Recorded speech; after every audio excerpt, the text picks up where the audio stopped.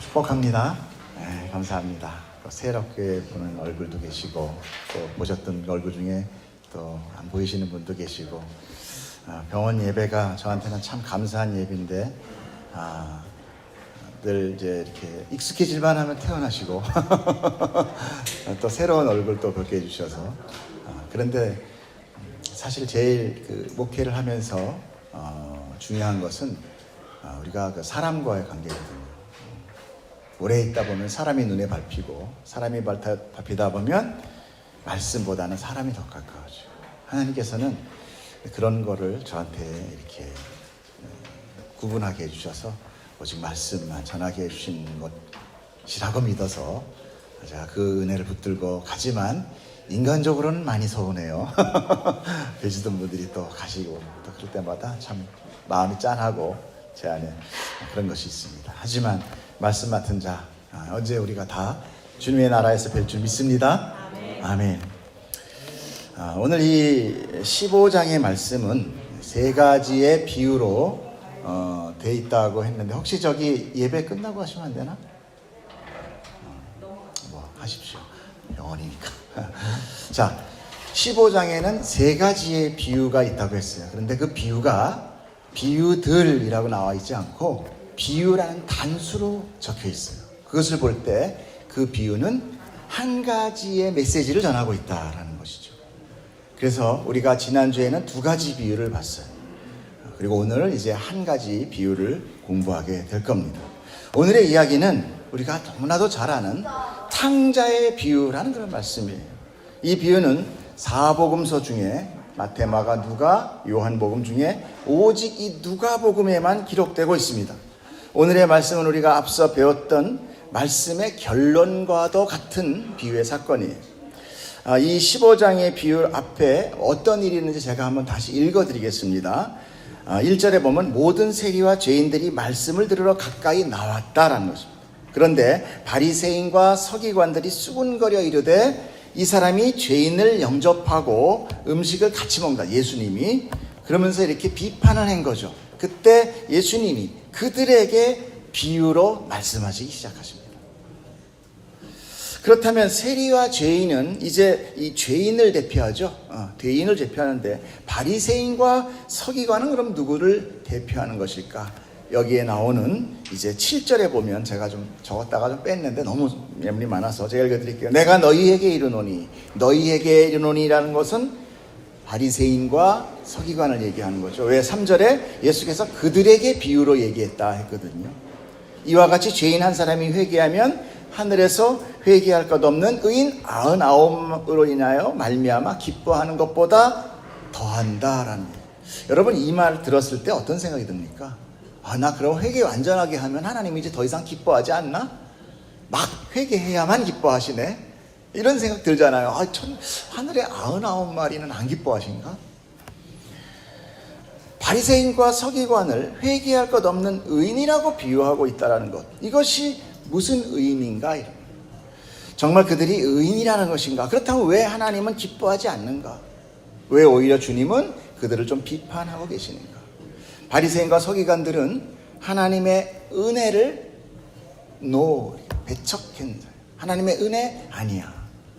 내가 열심히 내 능력을 다해서 하나님이 주신 구약에 주신 율법 있잖아요. 그 율법을 열심히 지켜서 구원을 얻는 거야. 이렇게 생각한 거예요.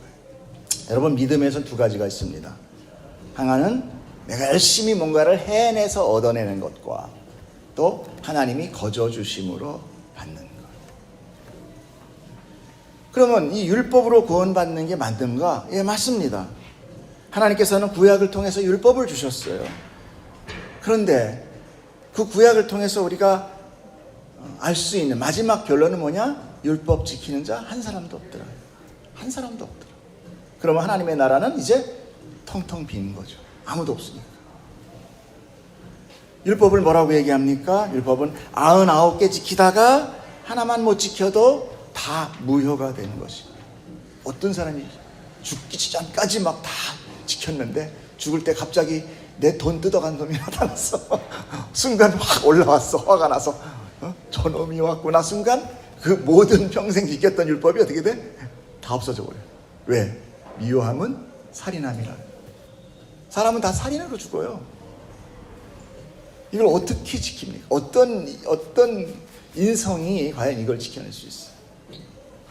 그러니 그 율법은 사실은 지키라고 주셨다기보다는 그 율법을 통하여 너희가 얼마나 죄인이며 또 그 죄를 깨달아 내 은혜를 받아야 되는 자인지를 알아라 하고 주신 거예요.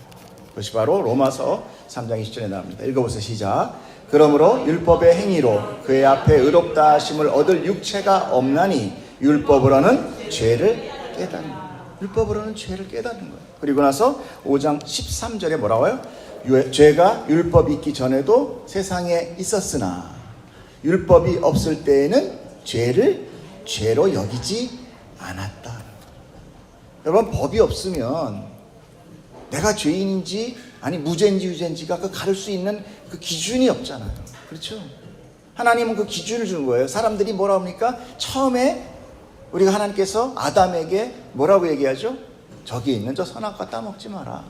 저거 따먹으면 내가 정령 죽으리라. 이것이 최초의 율법이었어요. 하지마. 하지마. 그 율법을 범한 자예요. 이미 하나를 범하고 사는 자예요. 그런데 어떻게 율법을 지켜요? 이미 범했는데. 그런데 유대인들은 뭐를 착각했어요?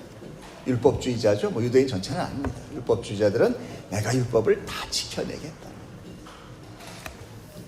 그래서 그 율법주의자들은 오직 율법을 목숨 걸고 지켜 스스로 구원을 얻으려 노력했다라는 것이죠. 하지만 그렇게 율법을 열심히 지키는 자는 하나님의 은혜를 기뻐하며 감사하기보다는 자신의 수고와 업적을 더 드러내기를 원하고 은혜에 대해서 만족하지 못하고 자기 주변에 이렇게 율법을 잘 지키지 못하는 사람들을 정죄하고 비판한다는 것입니다. 결국 그들의 종교적 열심으로 인해서 그들은 하나님께 오히려 순종하지 못하는 자가 되어버린 거죠. 그래서 하나님은 차라리 아무것도 자랑할 것 없는 죄인을 찾아온 게 아니에요. 죄인을 찾아가서 그를 구원하시는 거예요. 할렐루야. 이게 기독교의 원리입니다. 좋죠? 얼마나 좋아요. 근데 이제 알아가면 알았을수록 우리가 세상에서 좋다는 거는 좀 없어져요. 그것까지는 여러분이 감안을 하셔야 돼요.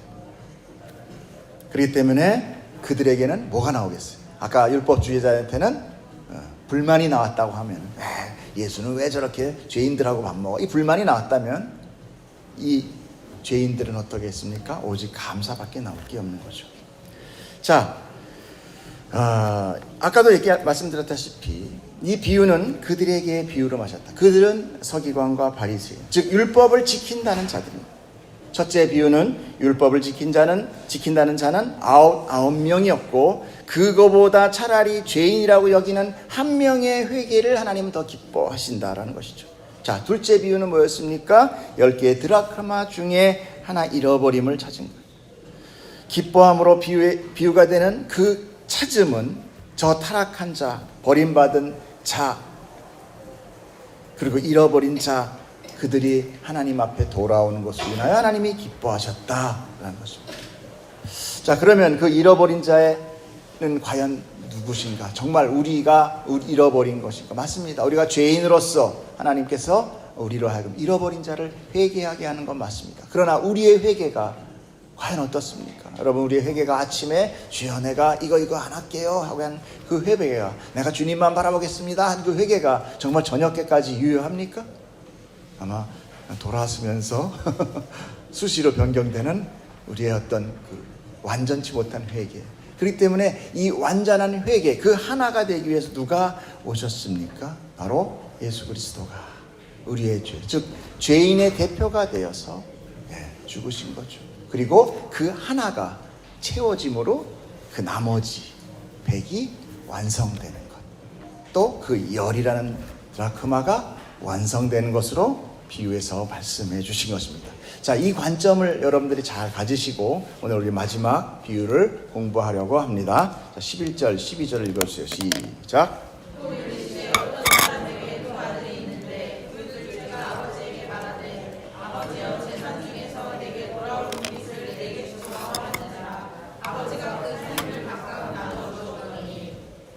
아멘. 자, 처음에는 숫자가 뭐였죠? 100, 그죠? 100마리의 양. 두 번째는 10 드라크마, 그죠? 오늘은 2. 이렇게 점차로 수를 좁혀오면서 예수님은 그 핵심을 가르치고 계시는 것입니다. 예수님은 역시 하나님이세요. 달변가시, 진리를 말씀하시는데 군더더기가 없습니다. 그 지혜와 명철이 정말 하나님을 따라갈 수 있는 인간은 없는 것입니다. 자, 그 둘째, 즉 막내가 아버지에게 유산을 분배해 달라고 강요하고 있어요. 이건 강요예요. 달라고 하는 강요하는 거죠. 유산은 무엇이죠? 유산은 부모가 죽게 됨으로 인하여 그 죽기 전에 또는 죽은 후에 받게 되는 물질들이죠. 하지만 그 물질이 자식이 받아야 될 마땅한 권리입니까? 마땅한 권리예요. 나 이거 받아야만 돼. 그거는 아닙니다. 어떻게 보면 아버지가 주는 선물인 거예요. 선물. 네, 맞습니다. 선물이에요. 그래서 살아계실 때 자녀를 위해 준비하는 것이고 유산이 있던 없던 자녀는 아버지의 자식으로서의 충실한 어떤 효를 다해야 되는 것입니다. 그러므로 유산은 받아도 되고 또 포기하기도 하잖아요. 그죠? 유산 상속 난 포기합니다. 대개 보면 어떤 때 포기해요? 유산보다 빚이 더 많을 때. 그렇죠? 딱 계산 한번 해보고. 자, 그런데 이 유산에 대해서는 특별히 그냥 뭐 어떤 도덕적인 것이 아니라 율법에 나와 있어요. 신명기 한번 읽어보겠습니다. 시작. 반드시 그 미움을 받은 자의 아들을 장자로 인정하여 자기의 소유에서 그에게는 2 몫을 줄 것이니 그는 자기의 기력의 시작이라 장자의 권리가 그에게 있음이라. 자, 여기서 미움받은 자를 장자로 인정하라는 것은 미워할지라도 그 녀석이 미움에 받는 자일지라도 장자라면 인정해줘라. 그리고 다른 아들보다 2 몫을 주라는 것이죠. 즉 장자에게는 전 재산의 3분의 2가 돌아가는 것이고 나머지 차자에게는 만약에 둘이었을 때 3분의 1을 주게 되어 있는 것입니다. 바로 이 둘째 아들이 이 상속법, 유산의 상속법을 알고 아버지에게 이제 졸라대는 거예요. 하지만 그는 사실 하나만 알고 둘은 모르고 있었을 수도 있습니다. 신명기에 보면 이런 게 있어요. 시작. 사람에게 완악하고 패역한 아들이 있어 그의 아버지의 말이나 그의 어머니의 말을 순종하지 아니하고 부모가 징계하여도 순종하지 아니하거든 그의 부모가 그를 끌고 성문에 이르러 그 성읍 장로들에게 나아가서 그 성읍 장로들에게 말하기를 우리의 이 자식은 완악하고 패역하여 우리의 말을 듣지 아니하고 방탕하며 술에 잠긴 자라 하면 그 성읍의 모든 사람들이 그를 돌로 쳐 죽일지니 이같이 내가 너희 중에서 악을 제하라. 그리하면 온 이스라엘이 듣고 두려워하리라. 아멘. 완악하고 패역한 아들, 즉 불효한 자식은 장로들에게 말해서 모든 성읍 사람들로 하여금 어떻게 해요? 돌로 쳐 죽게 해요. 그런데 오늘 이 둘째 아들은 아버지가 아직 살아있을 뿐만 아니라 강건함에도 불구하고 뭘 달라고 그랬어요? 유산을 달라는 것은 뭐예요? 얼른 돌아가세요. 얼른 죽으세요. 그럼 바로 그 사람은 어떤 바로 이 안에 들어가는 거죠. 그죠? 돌에 맞아 죽을 불효자. 유대 문화에서는요, 아버지가 살아 생전에 혹시 유산을 상속해 준다고 하더라도 그 유산은 아직까지 죽을 때까지 아버지에게 속해 있어요. 줬어도 함부로 못 쓴다는 거죠. 그래서 만약에 그 자식이 그 유산을 가지고 와서 장사를 해서 이윤이 나잖아요. 그럼 누구 거? 말은 잘하시네. 이거 내가 불렸는데 이거 아버지께 돼 있었어요. 죽을 때까지, 돌아가실 때까지. 그런데 둘째 아들은 아버지를 졸라서 유산에 자기 몫을 받아가지고 갑니다. 근데 어떻게 가는지 봐요. 읽어보세요. 시작. 그 후 며칠이 안 되어 둘째 아들이 재물을 다 모아가지고 먼 나라에 가 거기서 허랑방탕하여 그 재산을 낭비하였더니 상속받고 며칠 안 돼서 먼 곳도 아닌 아예 어디로? 먼 나라로 갔다는 거죠. 이 말은 뭘 의미하고 있습니까? 다시는 고향으로 돌아오지 않겠다라는 의지가 분명합니다. 이것이 왜 중요한가? 유대인들은요, 다른 나라로 가면 누구와 살아야 돼요? 이방인들과 섞여 살아야 됩니다. 이것은 아주 불편한 관계가 됩니다. 왜냐하면 이방인을 굉장히 부정한 자라고 생각을 했거든요. 음식도 안 먹고. 그런데 멀리 갔다는 거예요. 그래서 그들은 가능한 이방 땅으로 가려고 하지 않았어요. 그래서 이 하나님의 이 복음도, 하나님의 그 신앙이죠, 기독교, 이것도 그 유대 안에만 있는 것을 보고 하나님께서 어떻게 흩으십니다. 흩으셔. 그게 뭐예요? 디아스포라.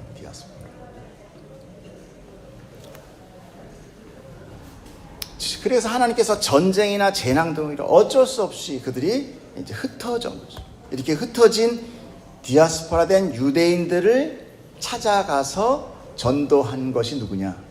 이것이 바로 사도 바울입니다. 그래서 그 지역에 유대인들을 통하여 회개하고 해서 예수를 믿게끔 함으로 인하여 그 지역을 이제. 근데 다 어떻게 했습니까? 안 믿었죠. 그래서 이제 복음은 유대인에서 이방인으로 돌아가겠다, 이런 얘기를 선포를 하잖아요. 그런데 여기서 가장 중요한 얘기가, 우리가 보통 그 둘째 아들이 허랑방탕이라는 그런 단어가 있어서, 나가자마자 그냥 이 녀석 술 마시고 놀고 난리 쳤겠구나, 이 얘기를 하는데, 사실 이 얘기는 맨 마지막에 그 큰 아들이 얘기를 합니다. 그 녀석이 기생과 술을 먹어서 다 날렸다, 이 얘기가 있어서 우리가 이거하고 이건 같은 얘기구나 라고 생각을 하는데, 사실 그 허랑방탕이라는 단어는 아소토스라는 그 성경에서 딱 여기에만 쓰고 있는 단어예요. 근데 이것은 무절제하게 쓰다 또는 방탕이라는 의미도 있지만, 꼭 술이나 쾌락으로 탕진했다기보다는 아무 경험 없이, 계획 없이 뭔가를 해서 이렇게 소비하는 거예요. 그냥 자기의 열의만 가지고 하는 거 있죠. 해본 적도 없고 경험한 적도 없는데 그냥 땅만 한 5,000평 사가지고 농사 짓겠다고 하는 거 이런 거 있잖아. 대출 막 씌워 받아가지고 사업부터 시작하는 거, 누가 된다니까 그냥 하는 거, 이걸 뭐라고 했냐면 사랑방탕이라고. 여러분, 세상은 호락호락하지 않습니다. 세상은 절대 호락호락하지 않아요. 우리에게 돈을 주고 우리에게 물질을 주면서 반짝거리는 유리구슬을 보여주면서 이리 와, 여기가 좋아, 하지만 그거 받은 사람도 별로 없어요. 그리로 쫓아가고 있지만 가면 갈수록 뭐만 생겨요? 이런 격차만, 상대적 빈곤만 더 느끼게 돼요. 이 아들도 아버지에게 유산을 받아 자기 뜻대로 뭔가를 하면, 아버지는 늘 그러잖아요. 아버지는 항상 농사밖에 몰라. 그러니까 자기가 더 스마트한 것 같고, 그래서 내가 이 돈을 가지고 더 큰 부자가 되겠다라고 생각을 했던 거죠. 그런데 아무튼 결과는 어떻게 됐어요? 탕진. 결과는 탕진네. 빈털터리가 됐습니다. 그런데 하필 그 나라에 큰 흉년까지 닥치게 된 거예요. 그래서 더 궁핍하게 된 것이죠. 그래서 그가 그 이방 나라의 친구에게 가서 그 친구에 붙어 살게 됩니다. 그런데 뭐가 나와요? 또 이방도 부정한데 뭐가 나옵니까? 들에 가서 돼지를 치라. 여러분, 유대인들에게는요, 돼지는 정말 부정한 짐승도 엄청난, 아주 싫어요. 돼지고기를 먹지 않는 건 당연하고 기르지도 않고 여기 가지도 않습니다. 그런데 돼지를 치고 또 그 돼지를 함께 거기서 먹고 자고 나오잖아요. 그의 처절한 상태를 지금 얘기하고 있는 거죠. 그러니까 우리는 들으면은 그런가 보다, 어려운가 보다. 유대인들은 기절할 이야기입니다.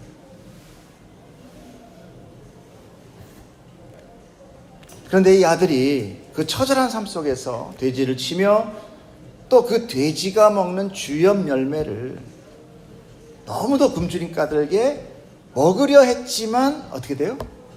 못 먹었다. 16절 시작. 그가 돼지 먹는 주엽 열매로 배를 채우고자 하되 주는 자가 없는지라. 먹었다는 거예요? 안 먹었다는 거예요? 못 먹었다는 거죠. 돼지에게는 주지만 그에게는 주지 않았다는 거예요. 이건 뭘 뜻합니까? 뭐보다 못하다? 돼지보다 못하다. 돼지보다 못하다.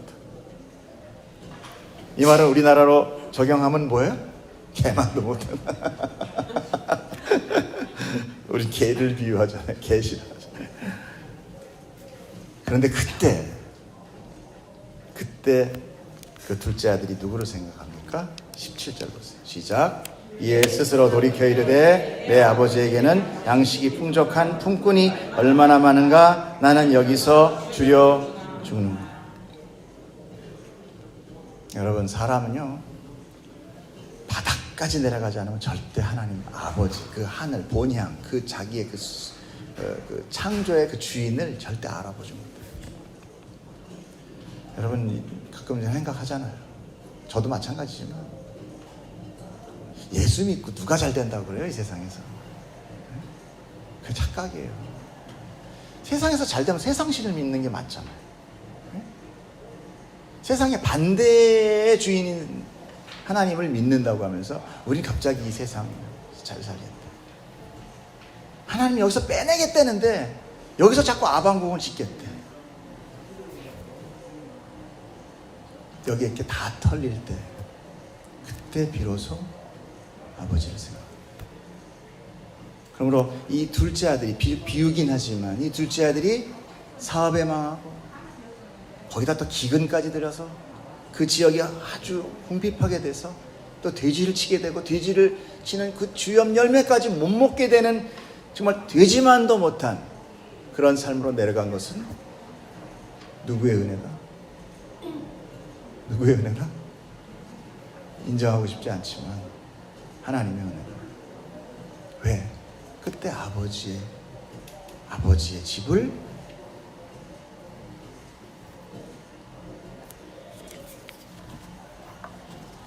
그 아버지의 풍요로움과 그 은혜를, 여러분, 스스로 돌이켜라는 말이 나옵니다. 하지만 이건 회개는 아니에요. 왜냐하면 이 단어의 뜻은 엘코마이라는 단어인데 오다, 나타나다라는 의미로 현상을 나타낼 때 사용합니다. 그러므로 이 말을 직역하면 제정신이 들어, 제정신이 들어. 물론 이 사건을 통하여 그에게 아버지께로 돌이키는 회개가 일어나긴 합니다. 그러므로 우리 회개는 하나님의 위대하심과 그 능력을 깨달아서 나타나는 것보다도 뭐예요? 나의 형편없음을 봄으로, 나를 알게 됨으로 시작되는 거예요. 잠깐 하나님의 은혜를 나한테 보이래. 하나님의 기적을 나한테 보이래. 아니요, 내가 어떤 상태인지를 깨달아야 돼요. 레드 선 정신 차려서 내가 이거 되지만도 못한 놈이었구나. 난 죽은 자구나. 난 죄인이구나. 이걸 깨달을 때 하나님을 보게 되는 거지. 그러므로 나를 모르고 하는 회개, 결코 나의 것이 될 수 없습니다. 먼저 불가능한 자신을 깨닫고 인정할 때에 내 안에서 참 회개가 일어나게 됩니다. 그러면 오늘 이 둘째 아들도 자신의 처지가 무너짐으로 인해서 이제 더 이상 자기가 의지할 대상조차 없어질 때, 주염 열매를 주는 자도 없다. 돼지를 주면 좋지. 비로소 아버지를 떠올리게 됐다는 것입니다. 그리고 이제 참 회개가 일어납니다. 드디어 일어나는 회개를 볼까요? 18절 시작. 내가 일어나 아버지께 가서 이르기를 아버지, 내가 하늘과 아버지께 죄를 지었사오니. 20절 이에 일어나 아버지께로 돌아가니라. 여기서 이 내가 일어나, 이 일어나, 이것이 회개예요. 정신만 차리는 이 회개가 아니라, 여러분 일어서요. 어디로? 아버지의 집. 생각만으로 그치는 것은 자기 연민이에요. 그 자리를 박차고 일어나 돌이키는 것이 참 회개인 것이에요. 마음은 있어. 나도 알아. 마음은 있어. 해야지. 하나님 믿는 게 좋은 거 알아. 여기는 회개 아니에요. 내가 일어나야 돼. 여러분 일어나십시오. 일어나세요. 그 비참한 자리에서 그냥 주저앉고 그냥 거기서 슬퍼하고 거기서 좌절하지 마시고 일어나십시오. 아버지에게 일어나십시오. 그런데 여기서 이렇게 내가 일어난다라는 것을 봤을 때 어떤 의구점이 들게 됩니다. 왜 그래요? 지난주에 회개는 누가 한다고 그랬어요? 예수님이 하신다고 그랬어요. 우리 딸이 그랬어요. 목자가 찾을 건데 뭘 걱정해? 네? 목자가 찾는 것이라는데 둘째 아들은 자신이 스스로 이렇게 했다라는 거예요. 그런데 정말 둘째 아들 스스로 이 모든 환경을 한 겁니까? 그가 스스로 망하고 스스로 뭐가 찾아오고 스스로 돼지떼로 가서 스스로 앉아서 괴롭게 됐습니까? 그런데 그럼에도 불구하고 일어나 아버지께로 돌아가는 자 또 많지 않습니다. 15장 서두에 말씀드린 바와 같이 세리와 죄인은 많지만 예수님께 그 말씀을 듣기 위해 예수님께 가까이 나서는 자는 많지 않다.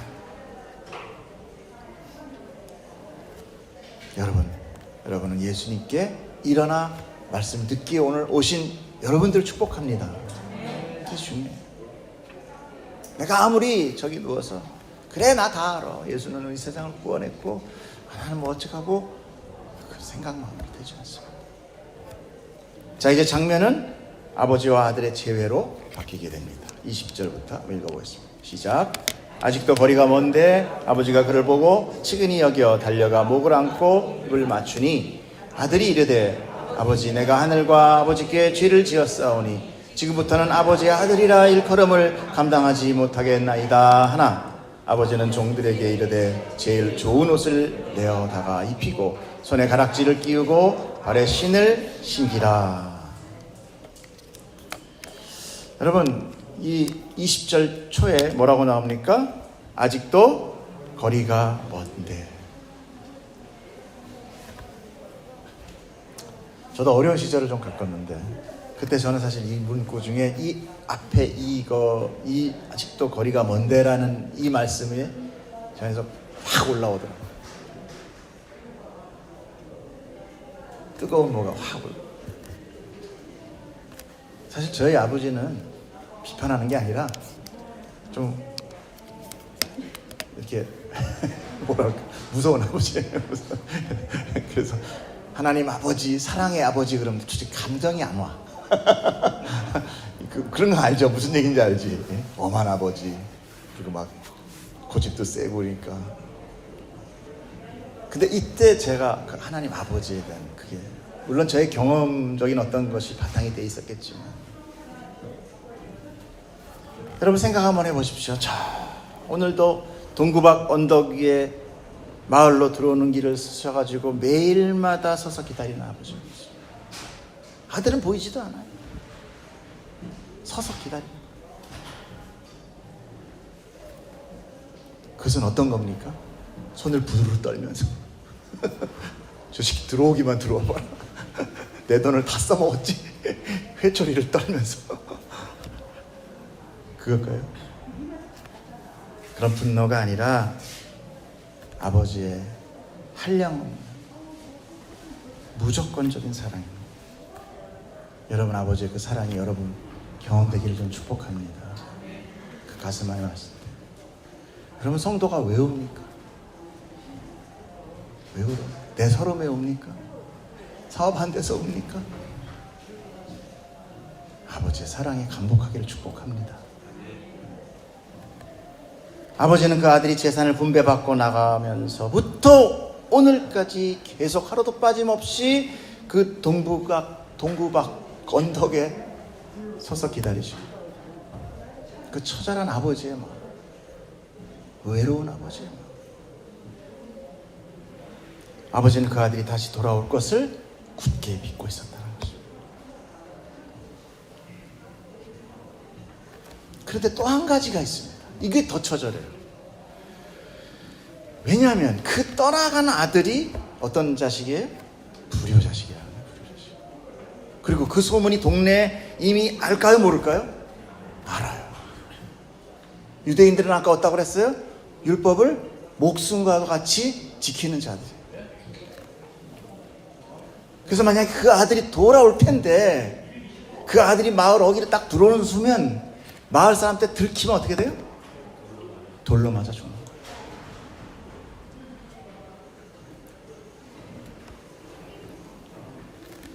이미 그 아들은 아버지 살아계심에도 불구하고 때를 써서 아버지 유산을 미리 받아 챙겨서 먼 나라로 갔기 때문에 동네 사람들도 역시도 그 죽일 놈, 그 나쁜 놈 다 알고 있다는 거예요.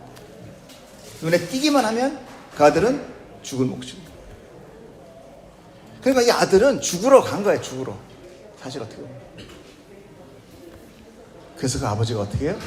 아들이 저 멀리 보이니까 뛰기 시작합니다. 뛰기 시작해요. 그 노구의 몸을 뒤뚱거리며 넘어질 듯 제정신 못 차리고 뜁니다. 왜요?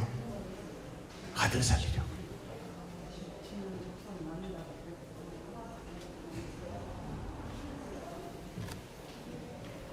아버지가 온몸으로 그 아들 대신 돌을 막아설 요량으로 정신없이 되는 것입니다. 반가움도 채 느끼기 전에 아들부터 살려야 되겠다는 그 일념이 아버지와요. 뛰게 하는 거예요.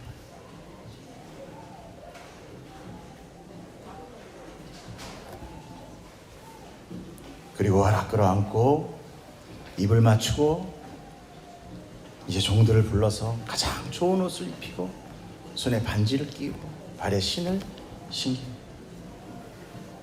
그런데 오늘 본문에도 보다시피 중간에 무슨 얘기가 나와요? 아들이 이르되 아버지 내가 하늘과 아버지께 죄를 지었사오니 지금부터 이런 얘기를 하는데 22절에 그 아버지가 거기에 대한 답변을 해요? 안 해요? 안 해요. 그냥 덮고 그냥 옷 입히고 신발 신기고 그냥 반지 끼워버려요. 여러분, 하나님의 우리 구원은 우리가 무슨 변명, 아버지여 영광을 받아 주시옵소서, 하나님을 사랑합니다, 어이구 그래 내 새끼구나, 이런 거 아니에요. 그냥 안아버리는 거. 그냥 안아버리는 거. 내 조건, 내 죄, 내 실수 아니에요. 왜? 그냥 아버지 아들이니까, 아버지 딸이니까, 자식이니까. 둘째 아들은 완전 거지가 되어서 옷도 제대로 못 입고 신발도 없었어요. 그 당시 신발 신지 않은 거는 종밖에 없어요. 노비. 신을 신기고 옷을 입히고 이 가락지를 끼워줬다는 의미를 우리가 하나하나 알아야 돼요. 왜? 성경이잖아요. 먼저 신을 신긴다는 것은 아까 노비라는 신부로부터의 자유함을 의미합니다. 먼 나라의 노비로 살던 그 아들, 여러분, 우리 누구의 노비예요? 솔직히 얘기합시다. 세상의 노비, 돈의 노비, 돈의 존. 돈 많이 준다 그러면 눈빛이 달라지죠. 반짝. 아버지가 그거 따져야 안 따져요? 안 따져요. 거기로부터 자유하게 평안에, 그 안에 평안을 선포하는 것입니다. 에베소서 6장 15절 시작. 평안의 복음이 준비한 것으로 신을 신기는 겁니다. 두 번째, 옷을 입히는 것은 명예를 주고 그 신분을 회복시키는 겁니다. 이사야 보면은 시작. 내가 여호와로 말미암아 크게 기뻐하며 내 영혼이 나의 하나님으로 말미암아 즐거워하리니 이는 그가 구원의 옷을 내게 입히시며 공의의 겉옷을 내게 더하심이 신랑이 사모를 쓰며 신부가 자기 보석으로 단장함 같게 하셨음이라. 아멘. 우리를 뭘 삼아요? 신부와 신랑 삼으시오. 그러므로 옷을 입히는 것은 아들의 모든 죄를 다 사해지고 죄인으로부터 아들로의 승격. 그래서 우리도 예수 그리스도의 제사함의 옷을 입고 그의 옷을, 그 의의 옷을 덧입어 뭘 받게 됩니까? 구원을 받는 것이에요. 아들이, 아버지가 야, 너 다시 가서 다 내 돈 다시 갖고 와. 그러면 내 아들 되는 거야, 이렇게 했어요? 아니란 말이에요. 자, 이제 가락지를 끼우는 것은 뭡니까? 신분에 대한 보증이에요. 보증. 아버지의 모든 권한을 대행할 수 있는 상속권. 아까 상속 받았는데 또 상속권을 주는 거예요. 그래서 여러분 그 벤허라는 영화를 많이 보셨죠? 예. 거기 보면 그가 반역죄를 받아서 그 집안이 모두 다 이제 다 흩어져 노예가 돼요. 엄마하고 그 누이는 그 저기 뭐야 문둥병에 걸려서 들어가고. 그래서 이 벤허 찰턴 헤스턴 그는 배 밑에 들어가가지고 노젓는 이 노예를 합니다. 근데 전쟁이 일어나면서 그 배가 파손이 돼가지고 그 로마의 장군 아리우스를 구해주게 되죠. 그래서 그 아리우스가 그 벤허를 어떻게 해요? 자기 양자 삼습니다. 그때 양자 삼을 때 뭐예요? 잘 보셨으면 아실 거예요. 이따만한 반지를 탁 끼워줍니다. 이따만한 반지. 보석 막 달린 거. 이건 뭘 의미하느냐? 얘는 내 아들이다. 자기 목숨을 구해줬기 때문에. 그리고 나서 이제 그 말 타는 경기로 나가잖아요. 아들의 회복. 여러분, 하나님께서 여러분에게 그 의의 옷을 입히시고 평강의 복음의 신을 신기시고 하나님의 유산, 하늘의 상속자로 삼으셨다는 것을 믿으시길 축복합니다. 이제 아버지가 배설하는 축하 파티가 벌어집니다. 23절 읽어주세요. 시작. 그리고 살진 송아지를 끌어다가 잡으라. 우리가 먹고 즐기자. 이 내 아들은 죽었다가 다시 살아나셨으며 넌노라 하니 그들이 즐거워하더라. 아멘. 아버지께서 둘째 아들을 뭐라고 얘기했느냐? 잃어버린 자식이요, 먼 나라로 떠나간 죽은 자와 같다라는 것이죠. 이렇게 하늘에서 아버지의 곁을 떠나 이 땅에서 이 세상에 둘째 아들을 대신하여 죽으신 그분이 바로 예수 그리스도라는 거예요. 아까 그랬잖아요. 100, 10, 이제 2. 그럼 하나님께서는 예수님은 죽었다 살아난 자예요. 다시 찾은 아들인 거예요. 누굴 위해서 우리에게 줬습니까? 하늘에서 누굴 위해서 하나님이 주셨어요? 우리를 위해서. 불효하고 돌맞아 죽어야 될 우리를 위하여 대신 돌 맞고 죽으시고. 믿으십니까?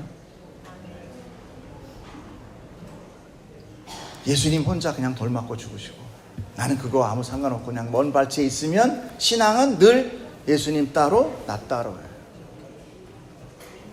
그래서 연합이 중요한 거예요.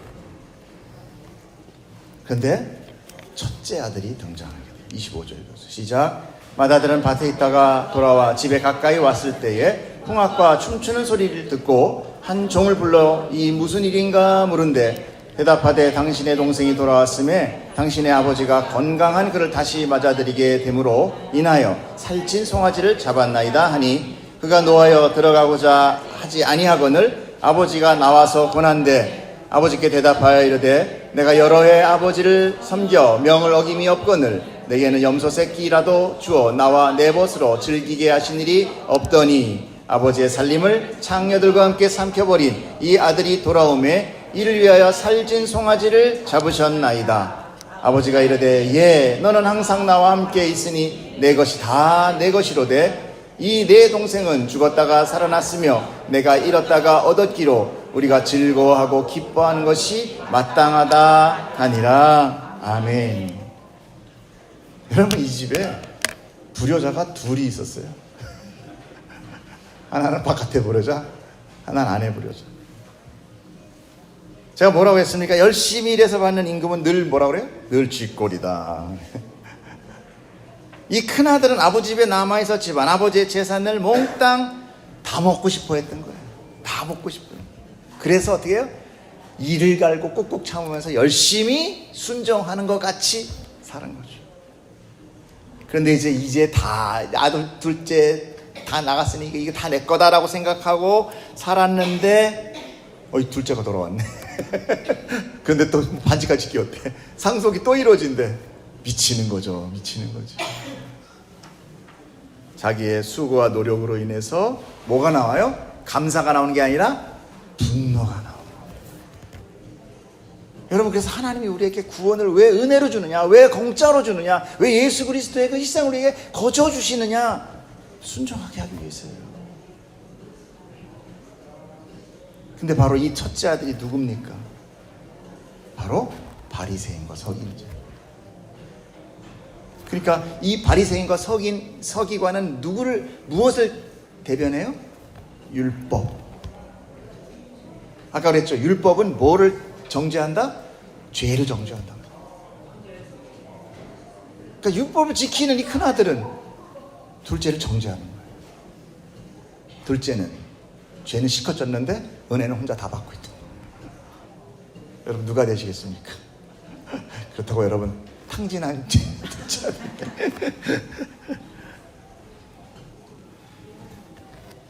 그러므로 이 바리새인과 서기관, 즉 이 유대 율법주의가 하나님을 향하여 정죄하고 예수를 정죄하고 결국 예수를 십자가에 죽이는 것입니다. 그러므로 큰아들은 율법이요, 둘째 아들은 은혜를 상징합니다. 예수를 상징합니다. 율법으로 죄를 드러내고 정죄하는 것이 아니라 둘째 아들은 자신이 낮은 죽음의 자리, 주점 열매도 주지 않은 이제 곧 죽어야 되는 그 죽음의 자리에서 아버지의 사랑과 은혜를 깨닫고 돌아와 내가 죽겠습니다라고, 맞아 죽겠습니다라고 돌아온 그를 덮는 거예요. 그 둘째들을 위하여, 우리 다 둘째들이에요. 둘째들을 위하여 참 아들이신 예수님이 불효자가 되어서 돌에 맞아 십자가에 죽으심을 당한 것입니다.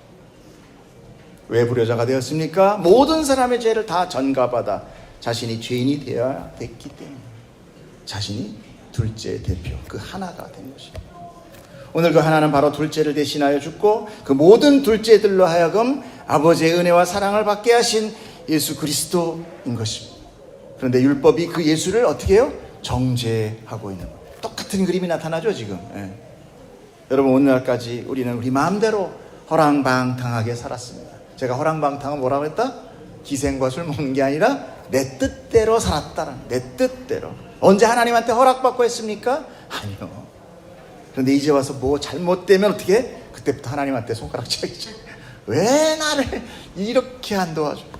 우리의 삶은 우리의 죄로 인해서, 즉 내 죄 때문에 오늘 이런 고난을 받고 있는 거예요. 그때 우리는 실망하고 좌절하며 하나님께 사태질할 것이 아니라 아버지 집을 떠올려야 되는 것입니다. 그 풍요로운 하나님 나라, 그 나라로 가기 위해 우리는 나 대신 내 죄를 감당하여 둘째가 되신 예수 그리스도 붙들고 가는 것입니다. 할렐루야. 오늘 이 비유가, 오늘 15장 전체 다 했습니다.